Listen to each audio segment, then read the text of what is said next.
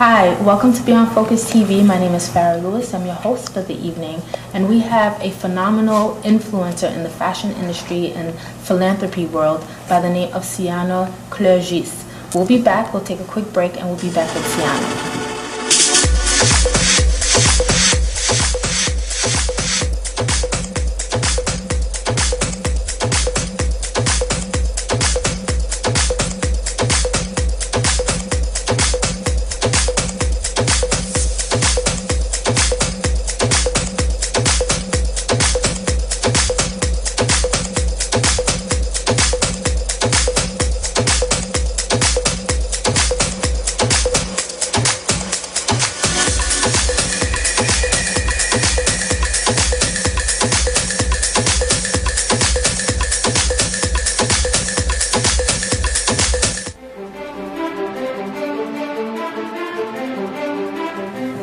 Hi, I'm your host Farah Lewis for Beyond Focus TV, and we are back with Ciano Clerjuste for United Colors of Fashion. How are you? Fantastic. How are you? I'm great. We are so happy to have you today.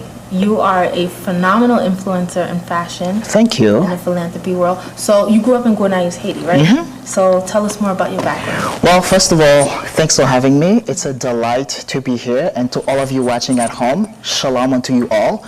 My name is Ciano Clerjuste. I am the president of United Colors of Fashion. I grew up in Gonaives, Haiti, and how did I get into this industry? I started dancing at age 12, so I've always been in Haiti. Mm-hmm. I started dancing at a very young age. I've always been into the arts and fashion. Mm-hmm. I had aunts where they were sewing, and I pretty much picked up everything just from watching them. Mm-hmm. And pretty much I'm a self-taught, I'll say I wouldn't call myself a designer, but I've learned everything that I know in the fashion industry from watching other people. Okay. So and then when I came here at age 17, I moved to New Jersey with my family. Mm-hmm. And after high school, my goal was to go to FIT to major in fashion. And then something happened to my mom when my mom was hit by a car, and my dad shortly after died. I was accepted to FIT and I couldn't go. I was able to sew, draw, and do everything. So I was ready and I had all the tools necessary to get into fashion school, but because of what happened to my family, then I couldn't go. Mm-hmm. So I had to change all of my plans. I ended up going to school and I got my degree in business management and finance. I went to Bloomfield College in New Jersey. Yes, okay. In New Jersey. What did you study there? Business administration and management, with a pretty much concentration in finance. Mm-hmm. But on the side, I still continue to take classes in design, classes in the arts, because that was pretty much what I wanted to go into. I only went into business just to be able to make money and support my family. So you were trained at Alvin Ailey and a couple of other places. Correct. Pretty much I've been trained with Alvin Ailey American Dance Theater. I've also been trained with New York City Conservatory of Dance, as well as New York School of the Arts as well too.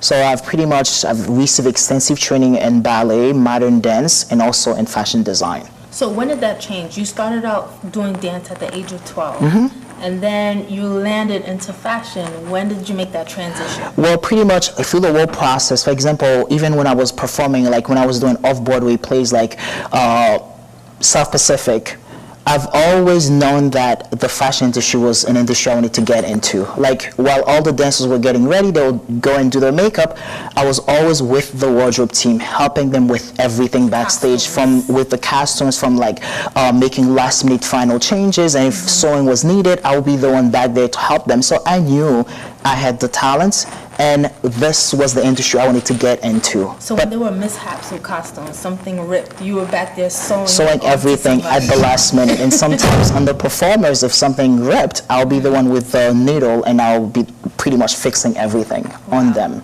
Yeah. And you did a few shows also, Cinderella, a few others. Name some. Correct. So pretty much I did South Pacific at the New Jersey Performing Arts Center, did a few shows off Broadway, such as The West Side Story, Cinderella, Lulumba, and did a few films as well too. So, and then with all the films I've done, I was always the one helping the wardrobe team backstage while I was either, if I was an actor or just a dancer, but it was my passion to go and help with styling or just helping with fixing the costumes. And how involved was your family with this aspect of your life in regards to the arts and entertainment? Everyone supported me fully. My mom was a huge supporter, and I will say the reason why I'm still where I am today is because of my mother. She was always there with me. I have a younger sister where whenever I was performing, she will not miss not even one single show. Opening night, my sister was always there, and when I'll get out, she'll be there with flowers. So my family supported me on everything that I was doing. And that's huge for a Haitian household, because that normally doesn't happen. Correct. They don't know how to. Yeah. So for me, it was very difficult at one point because some of my friends, when I said I wanted to go into design, they'll be like, you are a man, first of all. In the Haitian culture, they don't want you to go and major either in dance or design. They either want you to... Nursing, law. Correct. Be a doctor. Yeah. So it was very tough, but at least I knew that I wanted to go into the arts and fashion. And although I got my degree at first in business so I can make a living, but on the side I was still taking classes in the arts and still taking classes in fashion design. But I knew eventually if I did not focus fully on fashion design, I will still learn into the fashion world, but focus more on the business side of fashion. And that's exactly what I do today, and I love what I do because now I understand the industry fully from beginning until the end. While sometimes, yeah, you have people where they are fashion design, but they don't understand the marketing side of it or the business side of it. But while for me, I understand the industry fully on how it works. But I no longer sew, but at least I can give direction where it's needed.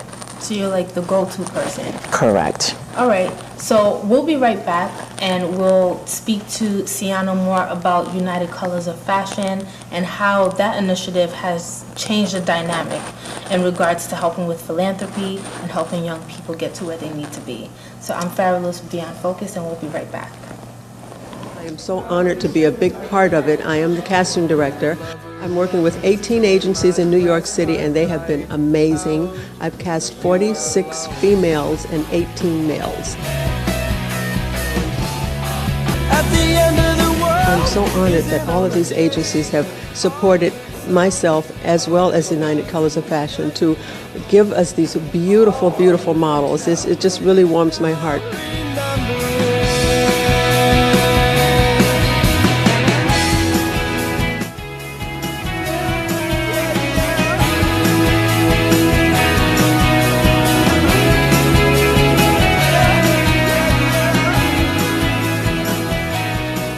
How did you pick the models? What were you looking for? Well, actually what I did was I got familiar with the designers. We have designers from all over the world coming, 7 designers to be exact. And I looked at their site and I knew I wanted to make it colorful. And that's kind of like my theme as a casting director, to make this a wonderfully diverse, colorful show. And that's what it will be. It's going to be absolutely beautiful. I'm so excited about it.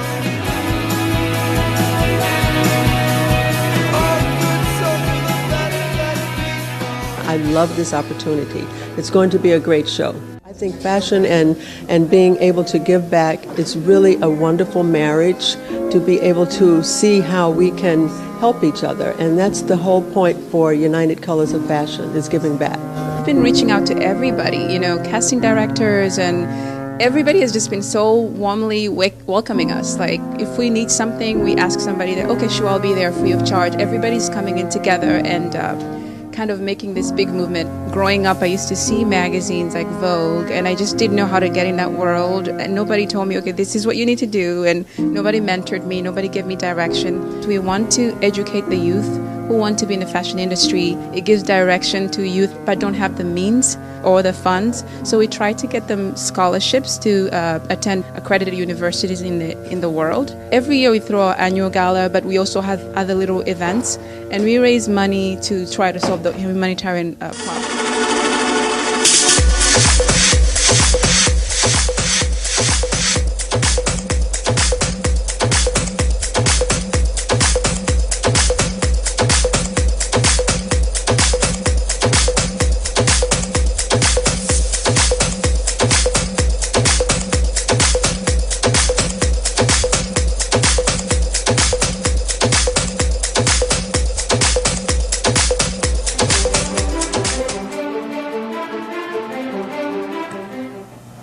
Welcome back. It's Farah here with Beyond Focus TV, and we are here with Ciano Clerjuste from United Colors of Fashion. So you are the founder and chairman of United Colors of Fashion. Can you tell us how you even started this initiative? Because it's phenomenal. I would love to. It's actually one of my favorite topics to talk about. I just love the project, and I just love it. It's like my firstborn child, and I treat United Colors of Fashion as such. How it all started. Remember I mentioned before how I wanted to go to school and major in fashion because I started sewing at a very young age. And because of what happened to my mother, I had to change my major into business. Yes. And then I felt like if I had someone to really mentor me and say, you can make it in the industry, I would have actually gone to FIT and major in fashion, because the industry is all about who you know. So what we do at UCOF is mentor the youth who are interested in fashion, but they don't have the resources to really make it in the industry. Because the fashion industry, it's all about who you know and the connections you have. You may graduate from whether it's FIT or Parsons. After you leave, what's next for you? For us at UCOF, we really take the time to guide you through the whole process. So if you're a youth, you are in college, or you're in high school, starting from your junior year, and you're planning on going to school and major, whether it's fashion design, fashion merchandising, or marketing, we actually guide you through the whole process. But everything we do at UCOF is hands-on training. So we don't just say to you, okay, you come to this classroom, this is how marketing works in fashion. No, we put you to work. So if there's someone, pretty much we work with people who are well established in the industry, you're interested in the production side of fashion, we work with one of the best non-producers in fashion, then we will partner you with this person. The fashion designers were well established enough, regardless of where they are based in the world, we bring them to New York, and when we do most of our training, which takes place during the month of October, then they come here and they assist with the hands-on training. So you get the hands-on training from experts in the industry. So tell us exactly when UCOF started. Where did the inspiration come? I know it came from when you were back in school, but when did it hit you like, I have to start this, and what year was that? We started UCOF in 2010, and it started, we were at FIT actually at the time. Veronica and I, we were actually doing a show at FIT. Veronica is the other person we started the organization together, so we both had the idea. And while we were doing the show, I was so passionate about this. I've always been interested into doing charity work. And then we were doing a charity fashion show with about 7 designers from different parts of the world, and I was pretty much the one running everything. And she said to me, Ciano, I think you really have a heart for doing charity work, and since you are in the fashion industry, why not we start an organization to really help to solve the humanitarian problem, but yet mentor the youth about the industry, because you can see that there is a need for mentorship, but no one is really taking the time to do this. And I said to her, you know what, I don't want to get into charity work. I can go and volunteer somewhere, I will do it, but it's a lot of work to start a nonprofit. It is It's a lot of work and it costs money. And then I said to her, then I will no longer have a life because I'm going to give up on everything else. And then she kept on nagging me. She's like, Ciano, let's do this. Finally, we said, okay, we came down with the plan. First, in New York, you have to find 4 people to start it with you because you need to have a president, VP, secretary, and treasurer to start everything. So we did. When we sent it to the state of New York, they rejected the proposal because they said, no one does what you guys are doing in New York currently. It was interesting, and that's when we found out the work that we do at UCOF is actually the first in the States, not just in New York, in the entire country. No, there is no other nonprofit that does what we do with under-resourced youth. No one does that. It was rejected in New York about 3 times. We reapplied again. We had to explain everything. Finally, it got approved. And then now we didn't have funding, so I had to use all of my savings pretty much. And then it's like, for that first year, currently I work for Principal Financial Group as an account executive during the day. So it's my day job. So all of the bonus that I've made, which I've been saving, I had to use them to start the program the first year because no one does this. So people didn't really get it. When you apply for grants, they didn't see how this was going to work. Because it's like now if you go and you say, you know what, I'm going to solve certain other issues. If everyone is doing the same thing, people will get it. But what we're doing with the youth, no one does that. So it was just impossible for people to get it. And in this case, I was like, you know what, I'm not going to let that stop me. We're going to go forward. And it's like with the rest of the board, we continue on with the program. And now in 2013, this is our third year, and we're moving even stronger, and we're going to more places. So where are you guys right now with this? So you guys are 3 years old. Mm-hmm. All right. Where are you guys right now with your organization? Well, currently, where we are now is training more youth. When we first started, we were mostly focusing on getting youth who are pretty much focusing on fashion design at FIT, and we train them. But now we are focusing more on students either at Parsons and students who are in New Jersey as well too, as long as they have an interest into the fashion industry. And the training we give to them is a 360-degree training. So it's not just like, okay, we're gonna focus only on fashion design, but if you're interested into the PR side of it, we train you on that, the marketing, the fashion design, production.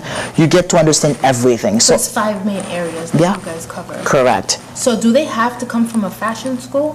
They don't have to, but you must have an interest in the industry, because it's a very expensive program to run. So we're not going to waste time into someone where you have no interest into the industry. So first you must have the interest, and you must have the talent. We focus more on talent at UCOF. So tell us about one of the programs. So Sade Solomon is one of the interns from UCOF. Correct. So tell us one of the programs that you guys do. So currently every year we put together a gala, and when we put this gala together, like I said before, we get interns and they come to work on everything. The purpose of the gala is not just to raise funds for UCOF, but the purpose of it is to pretty much provide the training for the youth we're helping. So if you're saying to me, you know what, you're going to teach me about design, you're going to teach me about production, then it's hands-on training, then I have to do something. I must put a production together in order for me to be able to understand how this works. So when we put this gala together, those that are in fashion school, we bring them and you put them into a department based on what they're interested in. And then every year when we work with those students, we pretty much select the ones who are the most talented one, and we continue on and we mentor them for the entire year. So for this year, Shadi was the one selected as the Achiever of the Year for 2013. As part of the prize winner, she was able to design pretty much a one-piece look. Pretty much it was pretty much an entire collection that was designed by different people, and Shadi had to design some of the looks. It was an exhibition at Rockefeller Center for an entire month. So her work was seen by people from all over because it was an installation. After that, we took her to South Africa during Mercedes-Benz Fashion Week, and she was able to get training from one of the top producers in the world, Jan Milan. She was able to train with David Lally, one of the top designers in South Africa. And so we're gonna take a quick break, come right back, and we'll let you finish explaining, and we'll meet Sade. We'll be right back. To Africa last year, our chairman Ciano Clerjuste did, and before he did, we actually had a little event whereby we asked people to bring their used designer clothes and shoes, and what we did is we shipped them to South Africa. At the Soweto Hospice, they have this thrift shop. They sell the stuff there, and then the money is used for medical bills and all that. So we had New Yorkers, donate clothes and shoes. It was a fun little event. And then Ciano and a few others, went to South Africa and kind of went to the Soweto Hospice and to the staff at the Soweto Hospice and told them how to style the collections and everything else. And so I hope they were able to make money out of those things that we sent there.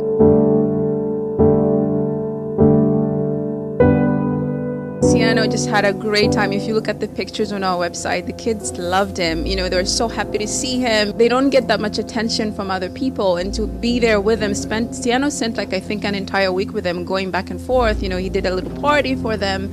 It was just fantastic.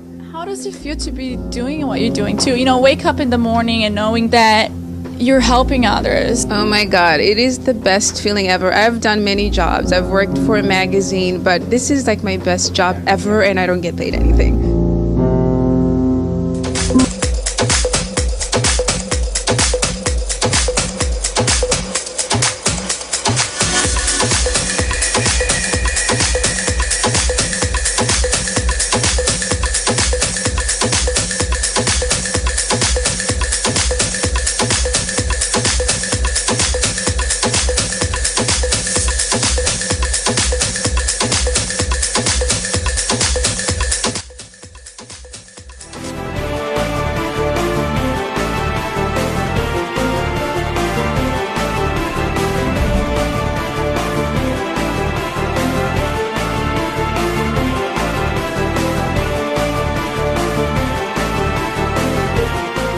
Hi, we're back with Ciano Clerjuste. So you were explaining one of your programs, and you guys went to South Africa. Talk to us more about that. Well, when we go to South Africa, there are two things that we do.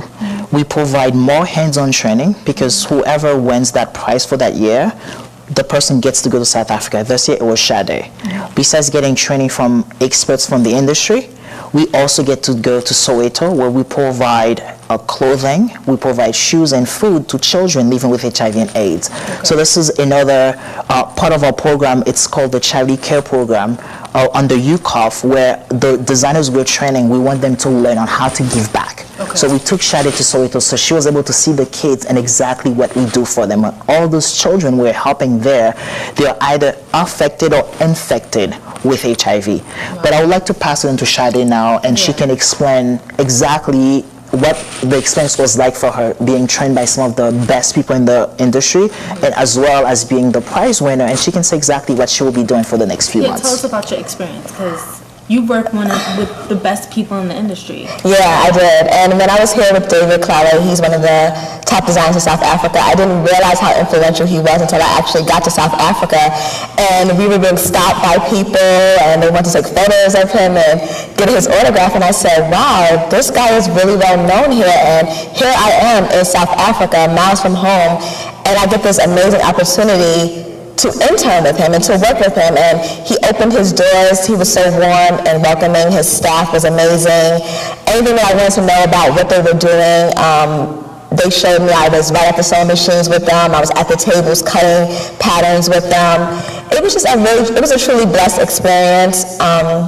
They do a lot of couture, so I was able to see a lot of the handwork that really goes into these amazing pieces. John Milan, which is one of the really well-known producers in South Africa, gave me the opportunity to help him set up for two of the shows. It was David Clower's show, and then the shows at Mercedes-Benz, Joburg there. And I was backstage from morning until night, helping him, seeing how everything was set up, setting up the pieces and the backstage, seeing the hair team, makeup team, just whatever I wanted to learn, they tailored it to fit me and my needs. So it was just a truly amazing experience.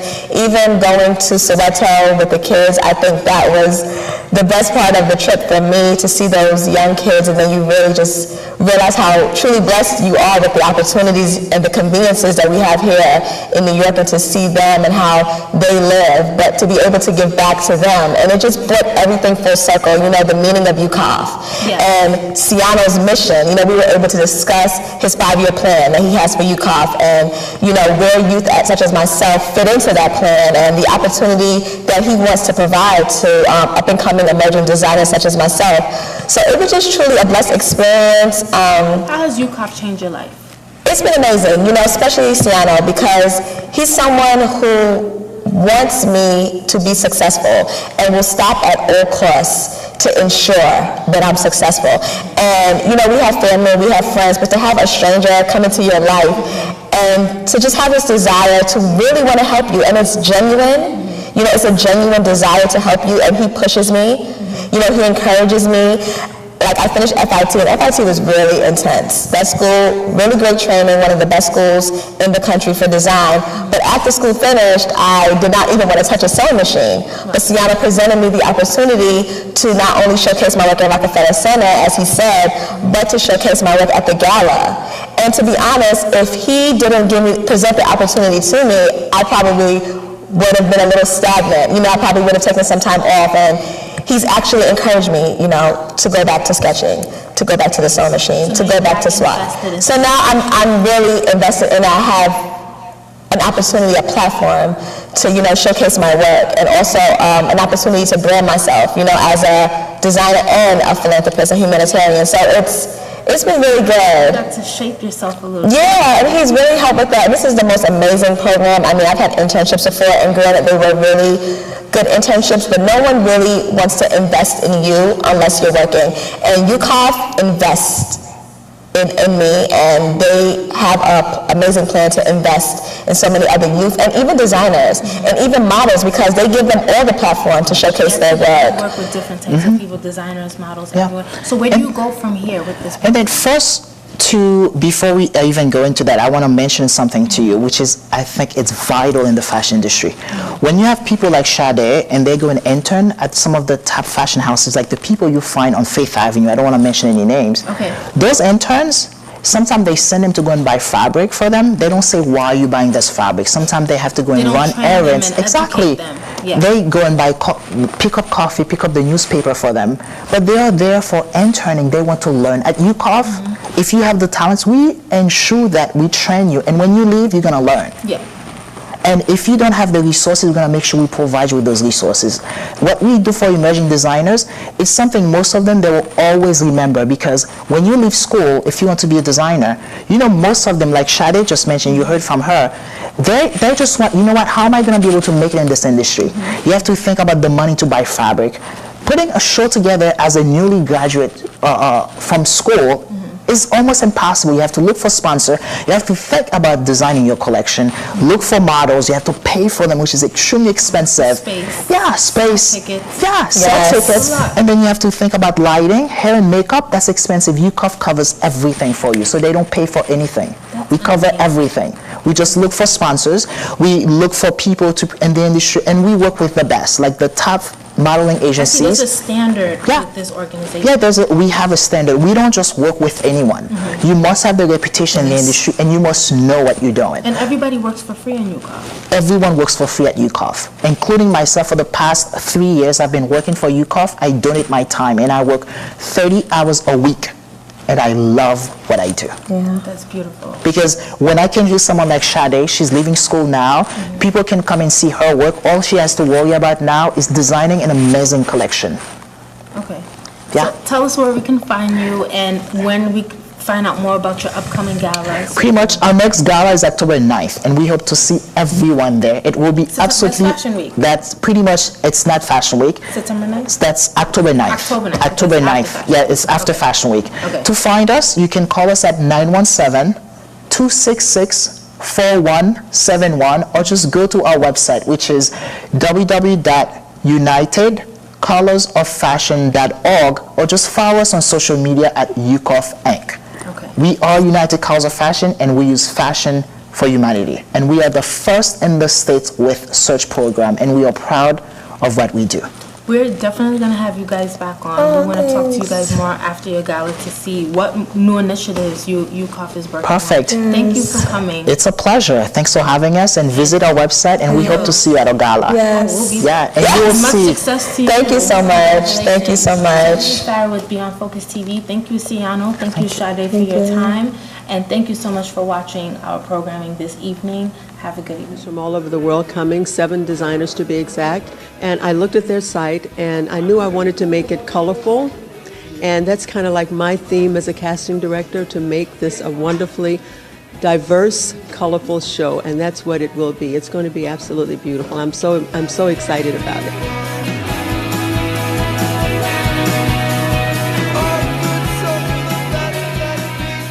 I love this opportunity. It's going to be a great show. I think fashion and being able to give back, it's really a wonderful marriage, to be able to see how we can help each other. And that's the whole point for United Colors of Fashion, is giving back. I've been reaching out to everybody, you know, casting directors, and everybody has just been so warmly welcoming us. Like, if we need something, we ask somebody that, okay, sure, I'll be there free of charge. Everybody's coming in together and kind of making this big movement. Growing up, I used to see magazines like Vogue, and I just didn't know how to get in that world, and nobody told me, okay, this is what you need to do. And